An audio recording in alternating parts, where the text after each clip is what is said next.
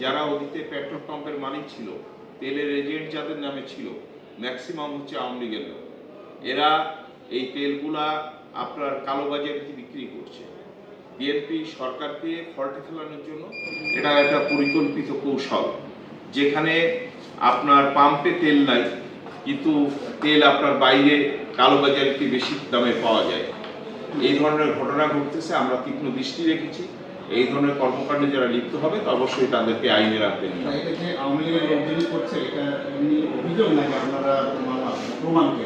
প্রমাণ বলতে এখানে আওয়ামী লীগের আপনার পেট্রোল পাম্পগুলো বেশিরভাগ মালিকই আওয়ামী লীগের।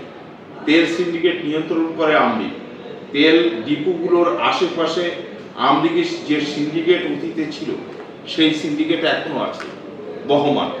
তারা এই কালোবাজারের সঙ্গে জড়িত এবং এখানে জামাতের ইন্ধন আছে। জামাত একটি কৃত্রিম সংকট তৈরি করার চেষ্টা করছে।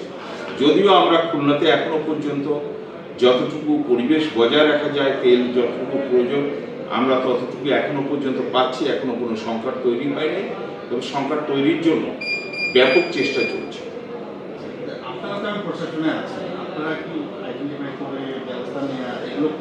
অবশ্যই আমরা তীক্ষ্ণ দৃষ্টি রাখছি এবং এই সংশ্লিষ্ট কাজের সঙ্গে যারা জড়িত তাদেরকে আমরা অবজারভেশনে রেখেছি যে তারা কোনো অবৈধ কাজ করছে কিনা বা তেল পাচার করছে কিনা।